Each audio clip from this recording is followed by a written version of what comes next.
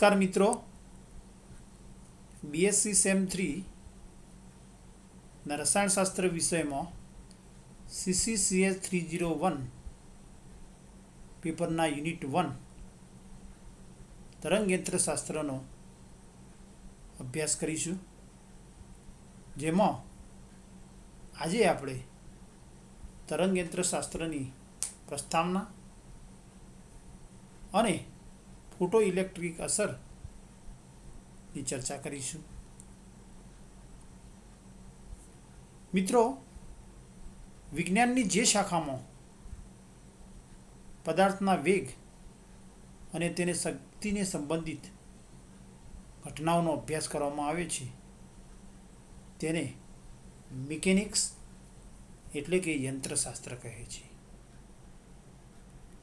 અહીં classical mechanics અને quantum mechanics બંને વચ્ચેનો તફાવત જોઈએ તો 17મી સદીમાં ક્લાસિકલ મિકેનિક્સનો ઉદ્ભવ થયેલો, એટલે કે લગભગ ગેલિલિયો અને પાસ્કલના સમયમાં ક્લાસિકલ મિકેનિક્સનો ખ્યાલ ઉદ્ભવ્યો.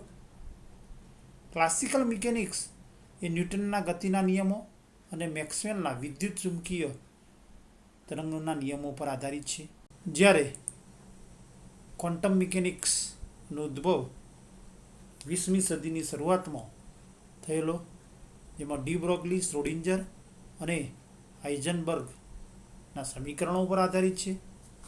ક્લાસિકલ મિકેનિક્સમાં મેક્રોસ્કોપિક પાર્ટિકલ એટલે કે લાર્જ સાઇઝના ઓબ્જેક્ટ, સ્થૂળ પદાર્થોનો અભ્યાસ કરવામાં આવે છે અને આવા પદાર્થોની ગતિની સમજૂતી આપી શકાય છે. સ્થૂળ પદાર્થ કે જેને જોઈ શકાય છે અને સ્પર્શ કરી શકાય છે એવા પદાર્થો, જ્યારે ક્વોન્ટમ મિકેનિક્સમાં માઇક્રોસ્કોપિક પાર્ટિકલ એટલે કે સ્મોલ સાઇઝ ઓબ્જેક્ટ, અતિ સૂક્ષ્મ કણો જેવા કે ઇલેક્ટ્રોન, પરમાણુ, અણુ વગેરેની ગતિ અને શક્તિ સંબંધિત ઘટનાઓનો અભ્યાસ કરવામાં આવે છે. ક્લાસિકલ મિકેનિક્સ મેટર વડે શોષાતી કે ઉત્સર્જિત થતી શક્તિના મૂલ્યો સતત હોય છે તેમ કહે છે, એટલે કે શક્તિના બધા જ મૂલ્યો ધરાવતા હોય છે તેવું ક્લાસિકલ મિકેનિક્સ કહે છે. દાખલા તરીકે એનર્જીનું મૂલ્ય 0.3, 0.4, 0.6 એમ બધા જ મૂલ્યો ધરાવી શકે, જ્યારે ક્વોન્ટમ મિકેનિક્સ શોષાતી કે ઉત્સર્જિત થતી ઉર્જાના મૂલ્યો અસતત એટલે કે ડિસ્ક્રેટ, બીજા અર્થમાં શક્તિનું મૂલ્ય પેકેટ સ્વરૂપે હોય છે. આ શક્તિના પેકેટને ક્વોન્ટા કહે છે, એટલે કે શક્તિના બધા જ મૂલ્યો ધરાવતા નથી. દાખલા તરીકે એક પરિમાણીય પેટીમાં રહેલા કણની એનર્જી જોઈએ તો E બરાબર n²s²/8m² છે, એટલે કે s²/8m²ના n² સાથેના ગુણકના પ્રમાણમાં હોય છે, એટલે કે s²/8m² એટલે કે E1, 2s²/8m² એટલે કે 4E1, 9E1 એમ અસતત મૂલ્યો ધરાવે છે, જેને શક્તિનું ક્વોન્ટાઇઝેશન કહેવામાં આવે છે. ક્લાસિકલ મિકેનિક્સ અનુસાર ગતિ કરતા કણનું સ્થાન અને વેગ એકસાથે નક્કી કરી શકાય છે, જ્યારે ક્વોન્ટમ મિકેનિક્સ સિદ્ધાંત અનુસાર હાઇઝનબર્ગનો અનિશ્ચિતતાનો સિદ્ધાંત આપણે ભણ્યા, જે દર્શાવે છે કે કણનું સ્થાન અને વેગ એકસાથે નક્કી કરી શકાતા નથી.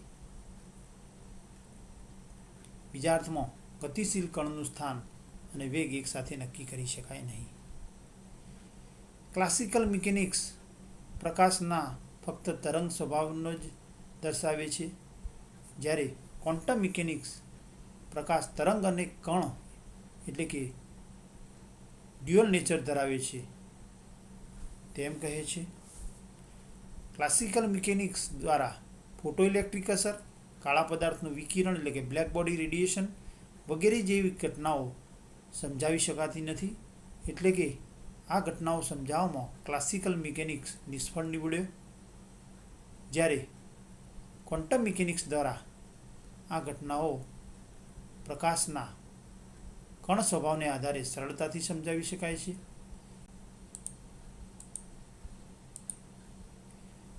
ફોટો ઇલેક્ટ્રિક અસર એટલે કે પ્યોર ગુજરાતીમાં પ્રકાશ વિદ્યુત અસર. 1887માં હેનરી હર્ટ્ઝ નામના વૈજ્ઞાનિકે પ્રયોગોને આધારે નોંધ્યું કે ધાતુની સપાટી ઉપર જ્યારે ચોક્કસ આવૃત્તિવાળો પ્રકાશ આપપાત કરવામાં આવે છે ત્યારે તેમાંથી તરત જ ઇલેક્ટ્રોનનું ઉત્સર્જન થાય છે અને આ ઉત્સર્જિત થતા ઇલેક્ટ્રોનને ફોટો ઇલેક્ટ્રોન તેમજ આ ઘટનાને ફોટો ઇલેક્ટ્રિક અસર કહે છે. અહીં પ્રકાશ વડે ઇલેક્ટ્રોનનું ઉત્સર્જન થતું હોવાથી તેને ફોટો ઇલેક્ટ્રોન કહે છે. પોટેશિયમ, રૂબિડિયમ, સીઝિયમ જેવી આલ્કલી ધાતુઓ વડે ઇલેક્ટ્રોનનું ઉત્સર્જન સરળતાથી કરી શકાય છે કારણ કે આ ધાતુઓની આયનીકરણ ઉર્જાનું મૂલ્ય ખૂબ જ નીચું હોય છે. પરિણામે તેમાંથી ઇલેક્ટ્રોન સહેલાઈથી દૂર કરી શકાય છે.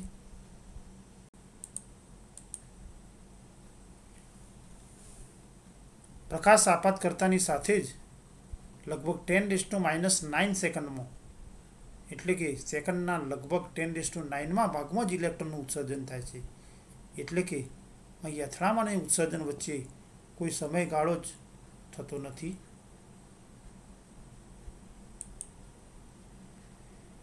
જ્યારે ધાતુની સપાટી પર ન્યૂ આવૃત્તિવાળા પ્રકાશ આપાત કરવામાં આવે છે ત્યારે તેમાંથી ઉત્સર્જિત થતા ઇલેક્ટ્રોન કે જેને ફોટો ઇલેક્ટ્રોન કહે છે તે 1/2 mv² જેટલી ગતિજ ઉર્જા સાથે ઉત્સર્જિત થાય છે. હેનરી હર્ટ્ઝનો પ્રયોગ જોઈએ તો તેમાં શૂન્યાવકાશ ઉત્પન્ન કરેલી એક કાચની ટ્યુબમાં 2 ધાતુની પ્લેટો લેવામાં આવે છે.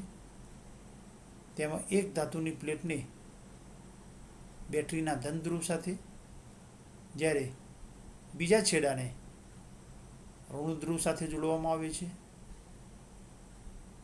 ધન ધ્રુવ સાથેનો છેડો એટલે કે એનોડ એટલે કે પ્લસ વીજભારિત બને છે જ્યારે બીજો છેડો કેથોડ તરીકે વર્તે છે. જ્યારે અહીં બહારથી અલ્ટ્રાવાયોલેટ કિરણો ધાતુની સપાટી ઉપર આપાત કરવામાં આવે છે ત્યારે તેમાંથી ઇલેક્ટ્રોનનું ઉત્સર્જિત થાય છે. ઉત્સર્જિત થતા ઋણભારિત ઇલેક્ટ્રોન ધનભારિત એનોડ પ્લેટ તરફ આકર્ષાય છે અને પરિણામે પરિપથમાં વીજ પ્રવાહનું વહન થાય છે અને પરિપથ પૂર્ણ થાય છે. ઉત્સર્જિત થતા ઇલેક્ટ્રોન કરંટનું માપન એમીટરમાં થાય છે. આમ ઉત્સર્જિત થતા ઇલેક્ટ્રોનને લીધે ઇલેક્ટ્રોન કરંટ ઉદ્ભવે છે. મિત્રો, અહીં હેનરી હર્ટ્ઝના પ્રયોગનો એક વિડીયો આપણે જોઈએ તો તેનાથી આપણે વધુ સ્પષ્ટ થઈશું. હર્ટ્ઝે પ્રયોગમાં જોયું કે જ્યારે ખૂબ જ નીચી આવૃત્તિએ પ્રકાશ આપાત કરવામાં આવે છે ત્યારે ઇલેક્ટ્રોનનું ઉત્સર્જન થતું નથી, પરંતુ જ્યારે ધીમે ધીમે આપાત પ્રકાશની આવૃત્તિ વધારવામાં આવે છે ત્યારે આવૃત્તિને લીધે અહીં પ્રકાશનો રંગ બદલાય છે અને અમુક ચોક્કસ આવૃત્તિએ ઇલેક્ટ્રોનનું ઉત્સર્જન થાય છે. અને જેમ જેમ આવૃત્તિ વધારતા જઈએ છીએ તેમ ઇલેક્ટ્રોનનું ઉત્સર્જન તો થાય છે જ, પણ સાથે સાથે ઉત્સર્જિત થતા ઇલેક્ટ્રોનનો વેગ વધે છે, એટલે કે ઉત્સર્જિત થતા ઇલેક્ટ્રોનની ગતિજ ઉર્જા વધે છે. આમ આવૃત્તિ વધારતો ગતિજ ઉર્જાનું મૂલ્ય વધે છે. જ્યારે દેહલી આવૃત્તિ કરતાં ઊંચી પરંતુ કોઈ પણ ચોક્કસ આવૃત્તિએ જ્યારે તીવ્રતાનું મૂલ્ય વધારવામાં આવે છે ત્યારે અહીં ઉત્સર્જિત થતા ઇલેક્ટ્રોનની સંખ્યામાં વધારો થાય છે. જ્યારે તીવ્રતાનું મૂલ્ય ઘટાડતો ઉત્સર્જિત થતા ઇલેક્ટ્રોનની સંખ્યા ઘટે છે. મિત્રો, પ્રયોગના આધારે હેનરીએ નોંધ્યું કે અહીં 2 પેરામીટર બહુ જ અગત્યના છે. એમાં એક આપાત પ્રકાશની તીવ્રતા ઇન્ટેન્સિટી, જે પ્રકાશની બ્રાઇટનેસ સાથે સંબંધિત છે. જેમ પ્રકાશની બ્રાઇટનેસ વધારીએ તેમ પ્રકાશની તીવ્રતા વધે છે બીજા અર્થમાં, અને બ્રાઇટનેસ ઘટાડીએ એમ તીવ્રતા ઘટે છે, જેનો ઉપયોગ આપણે મોબાઈલ અને ટીવી જોઈએ ત્યારે કરીએ છીએ. 2. આપાત પ્રકાશની આવૃત્તિ ફ્રીક્વન્સી, જે આપાત પ્રકાશના રંગ એટલે કે કલર સાથે સંબંધિત છે. બીજા અર્થમાં આપાત પ્રકાશની આવૃત્તિ બદલાય એટલે કે આપાત પ્રકાશનો રંગ બદલાય છે તેમ કહી શકાય. બીજા અર્થમાં રંગ બદલાય એટલે કે આવૃત્તિ બદલાય એવું કહી શકાય. મિત્રો, અહીં પ્લાન્ક સમીકરણ E = h નો આપણે ઉપયોગ કરીશું. આ ઘટનાના પ્રાયોગિક પરિણામો નીચે પ્રમાણે હતા. 1. કે ધાતુની સપાટી ઉપર જ્યારે ચોક્કસ આવૃત્તિવાળો પ્રકાશ આપાત કરવામાં આવે છે ત્યારે તરત જ તેમાંથી ઇલેક્ટ્રોનનું ઉત્સર્જન થાય છે. દરેક ધાતુમાંથી અમુક ન્યૂનતમ આવૃત્તિએ જ ઇલેક્ટ્રોનનું ઉત્સર્જન થાય છે, જેને દેહલી આવૃત્તિ એટલે કે થ્રેશોલ્ડ ફ્રીક્વન્સી કહે છે. મિત્રો, પ્રયોગમાં આપણે જોયું કે જ્યારે શરૂઆતમાં આવૃત્તિ આપણે વધારીએ છીએ ત્યારે નીચી આવૃત્તિએ ઇલેક્ટ્રોનનું ઉત્સર્જન થતું નહોતું, પરંતુ અમુક ચોક્કસ આવૃત્તિએ જ ઇલેક્ટ્રોનનું ઉત્સર્જન શરૂ થાય છે, એટલે તે આવૃત્તિને દેહલી આવૃત્તિ કહે છે. બીજા અર્થમાં દેહલી આવૃત્તિ કરતો નીચી આવૃત્તિ ધરાવતો પ્રકાશ જો ધાતુની સપાટી પર આપાત કરવામાં આવે તો ઇલેક્ટ્રોનનું ઉત્સર્જન જોવા મળતું નથી. બીજા અર્થમાં ફોટો ઇલેક્ટ્રિક અસરની ઘટના જોવા મળતી નથી. પરંતુ જો દેહલી આવૃત્તિ કરતો ઊંચી આવૃત્તિવાળો પ્રકાશ આપાત કરવામાં આવે તો જ ઇલેક્ટ્રોનનું ઉત્સર્જન થાય છે, એટલે કે ફોટો ઇલેક્ટ્રિક અસર જોવા મળે છે. તેમજ ઉત્સર્જિત થયેલા ઇલેક્ટ્રોન અમુક ગતિજ ઉર્જા ધરાવતા હોય છે. ઉત્સર્જિત થતા ઇલેક્ટ્રોનની સંખ્યા એ આપાત પ્રકાશની તીવ્રતા એટલે કે ઇન્ટેન્સિટીના સમપ્રમાણમાં હોય છે. મિત્રો, પ્રયોગમાં આપણે એ પણ જોયું કે દેહલી આવૃત્તિ કરતો ઊંચી આવૃત્તિવાળો પ્રકાશ જ્યારે આપાત કરીએ છીએ ત્યારે પ્રકાશની તીવ્રતા વધારતો ઉત્સર્જિત થતા ઇલેક્ટ્રોનની સંખ્યામાં પણ વધારો થાય છે. પરંતુ આપાત પ્રકાશની આવૃત્તિમાં ફેરફાર કરતો ઉત્સર્જિત થતા ઇલેક્ટ્રોનની સંખ્યામાં કોઈ ફેર પડતો નથી. એટલે કે આપાત પ્રકાશની આવૃત્તિ પર ઇલેક્ટ્રોનની સંખ્યાનો આધાર નથી.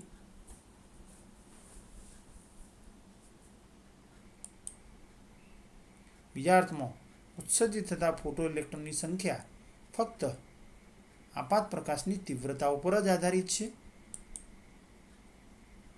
ઉત્સર્જિત થતા ઇલેક્ટ્રોનની ગતિજ ઉર્જા એટલે કે કાઇનેટિક એનર્જી એ આપાત પ્રકાશની આવૃત્તિ એટલે કે ફ્રીક્વન્સીના સમપ્રમાણમાં હોય છે.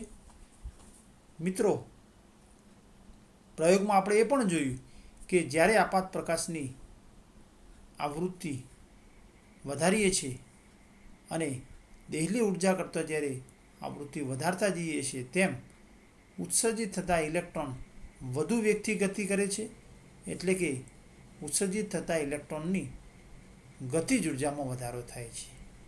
બીજા અર્થમાં ઉત્સર્જિત થતા ઇલેક્ટ્રોનની ગતિજ ઉર્જા એ આપાત પ્રકાશની તીવ્રતા ઉપર નહીં, પરંતુ ફક્ત આપાત પ્રકાશની આવૃત્તિ ઉપર જ આધાર રાખે છે, અને આપાત પ્રકાશની આવૃત્તિ વધારવા સાથે ઉત્સર્જિત થતા ઇલેક્ટ્રોનની ગતિજ ઉર્જા પણ વધે છે.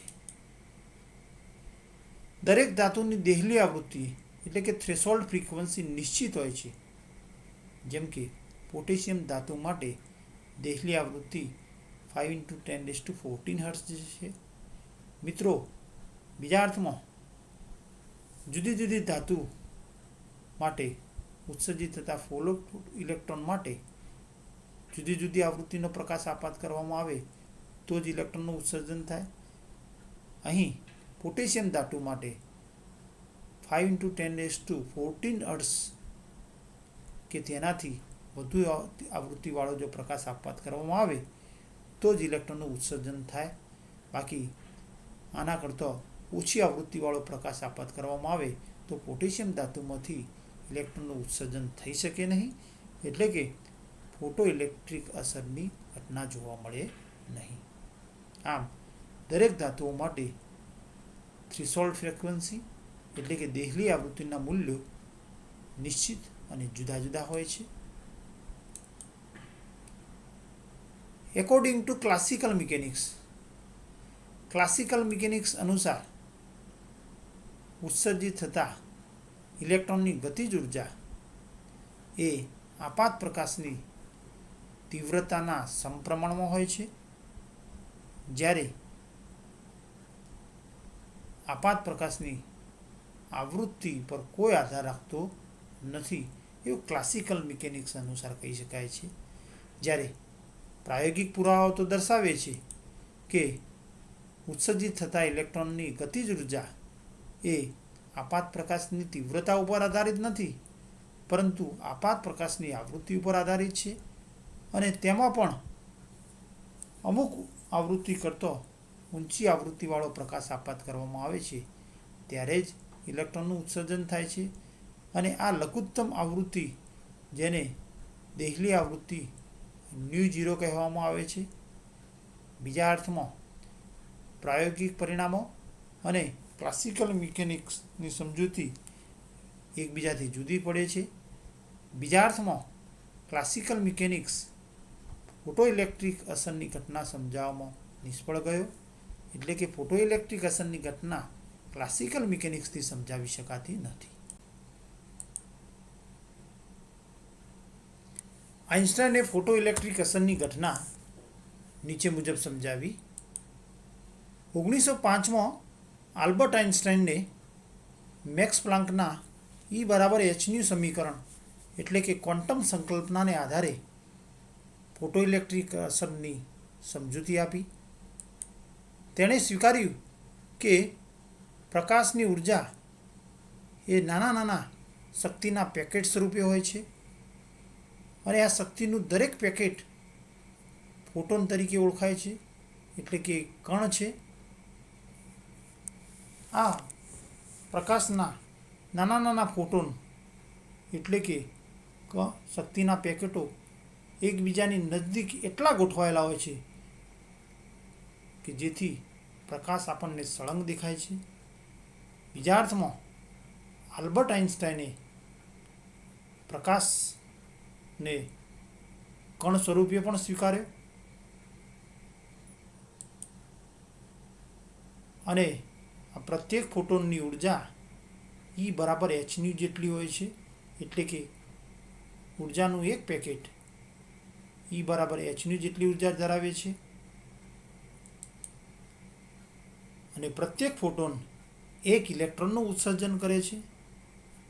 આપાત પ્રકાશની તીવ્રતા વધારતા ફોટોનની સંખ્યામાં વધારો થાય છે, અને પરિણામે ઉત્સર્જિત થતા ઇલેક્ટ્રોનની સંખ્યામાં વધારો થાય છે.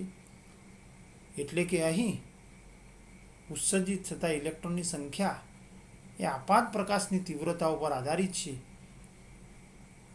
તે આઇન્સ્ટાઈનના પ્રકાશને કણ સ્વરૂપે સ્વીકારવાની સ્વીકૃતિ ઉપરથી સરળતાથી સમજાવી શકાય છે. આઇન્સ્ટાઈન સમીકરણ. આપાત ફોટોનની બધી જ ઉર્જા ઇલેક્ટ્રોન મેળવે છે. જ્યારે ધાતુની સપાટી ઉપર પ્રકાશ આપાત કરવામાં આવે છે ત્યારે આપાત થતા પ્રકાશ એટલે કે દરેક ફોટોનની ઉર્જા hν જેટલું છે, અને આ hν જેટલી ફોટોનની ઉર્જા ઇલેક્ટ્રોન મેળવે છે તેમાંથી hν0 જેટલી ઉર્જા એટલે કે દેહલી ઉર્જા જેટલી ઉર્જા ઇલેક્ટ્રોનને ઉત્સર્જિત કરવામાં વપરાય છે, અને બાકીની ઉર્જા એ ઇલેક્ટ્રોનને ગતિજ ઉર્જા આપે છે અને ફોટોન અદૃશ્ય થાય છે. મિત્રો, આ બહુ અગત્યની બાબત છે કે ફોટોન ઇલેક્ટ્રોનને બધી જ ઉર્જા આપી અને અદૃશ્ય થાય છે. ઇલેક્ટ્રોનને ઉત્સર્જિત કરવા માટેની આ ઓછામાં ઓછી ઉર્જા એટલે કે દેહલી ઉર્જા h0 ને કાર્ય વિધેય W0 કે ફાઈ કહે છે.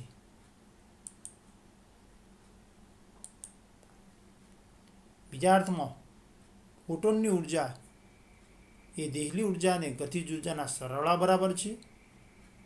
ફોટોનની ઉર્જા hν અને દેહલી ઉર્જા hν0 તેમજ કાઇનેટિક એનર્જી 1/2 mv², જ્યાં m બરાબર ઇલેક્ટ્રોનનું દળ અને v બરાબર ઇલેક્ટ્રોનનો વેગ એટલે કે hν બરાબર hν0 પ્લસ 1/2 mv² થશે અને તેથી 1/2 mv² બરાબર hν માઇનસ hν0 અથવા 1/2 mv² બરાબર h માઇનસ ν0 થશે. મિત્રો, આ સમીકરણ ઉપરથી સ્પષ્ટ છે કે ગતિજ ઉર્જા 1/2 mv² બરાબર hν માઇનસ hν0 એટલે કે અહીં દરેક ધાતુ માટે દેહલી ઉર્જાનું મૂલ્ય નિશ્ચિત છે. h પ્લાન્ક અચળાંક છે. પરિણામે સમીકરણ ઉપરથી કહી શકાય કે ઉત્સર્જિત થતા ઇલેક્ટ્રોનની ગતિજ ઉર્જા એ ફક્ત આપાત પ્રકાશની આવૃત્તિ ν ઉપર આધારિત છે. જે આપણે પ્રયોગમાં જોયું હતું કે આપાત પ્રકાશની આવૃત્તિ વધારતો ઉત્સર્જિત થતા ઇલેક્ટ્રોનની ગતિજ ઉર્જા એટલે કે ઇલેક્ટ્રોનનો વેગ વધે છે, જે આઇન્સ્ટાઇન સમીકરણથી સમજાવી શકાય છે, જે ક્લાસિકલ મિકેનિક્સ દ્વારા સમજાવી શકાતું નહોતું. બીજા અર્થમાં ક્વોન્ટમ મિકેનિક્સ ફોટો ઇલેક્ટ્રિક અસરની ઘટનાને સમજાવે છે અને તેથી 1/2 mv² એટલે કે કાઇનેટિક એનર્જી બરાબર hν માઇનસ ફાઈ પણ લખી શકાય, જ્યાં m બરાબર ઇલેક્ટ્રોનનું દળ અને v બરાબર ઉત્સર્જિત થતા ઇલેક્ટ્રોનનો વેગ. સમીકરણ 1 ને આઇન્સ્ટાઇન સમીકરણ કહે છે.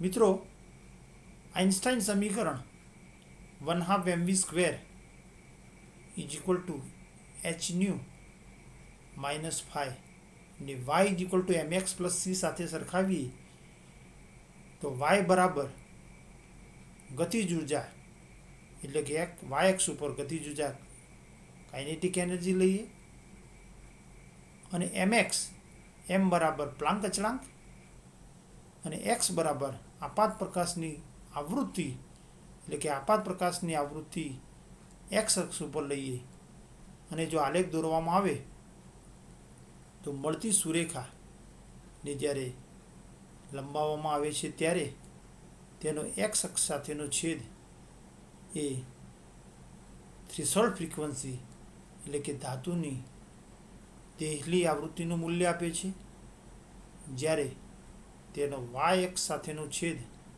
એ કાર્ય વિધેયનું મૂલ્ય આપે છે અને સુરેખાનો ઢાળ AB/BC એ y = mx, m એટલે h એટલે કે ઢાળનું મૂલ્ય પ્લાન્ક અચળાંક h જેટલું થશે.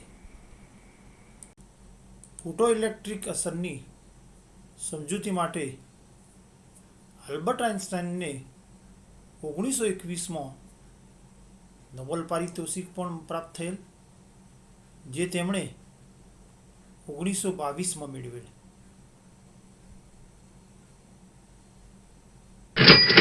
આ જ રીતે જુદી જુદી ધાતુઓ માટે આપાત પ્રકાશની આવૃત્તિ અને ઉત્સર્જિત થતા ઇલેક્ટ્રોનની ગતિજ ઉર્જા વચ્ચેનો આલેખ દોરવામાં આવે તો દાખલા તરીકે ધાતુ એ માટે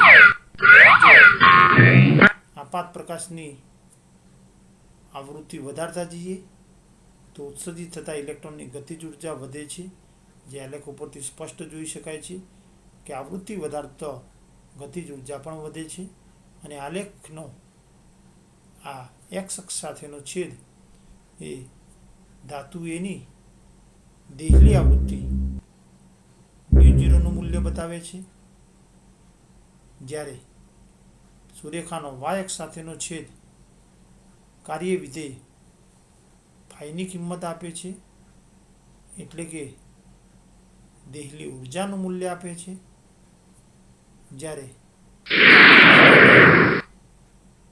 આપાત પ્રકાશની આવૃત્તિ વધારતા જઈએ તેમ ઉત્સર્જિત થતા ઇલેક્ટ્રોનની ગતિજ ઉર્જા વધે છે, પરંતુ બંને ધાતુઓમાં ધાતુ એ કરતાં ધાતુ બીમાં દેહલી આવૃત્તિનું મૂલ્ય વધુ છે. પરિણામે ધાતુ એમાંથી ઇલેક્ટ્રોનનું ઉત્સર્જન સરળતાથી થઈ શકશે, જ્યારે ધાતુ બીમાં ધાતુ એની સરખામણીમાં વધુ આવૃત્તિવાળા પ્રકાશની જરૂર પડશે. એટલે કે ધાતુ એ કરતાં ધાતુ બી માટે દેહલી આવૃત્તિ અને પરિણામે દેહલી ઉર્જાનું મૂલ્ય વધુ છે.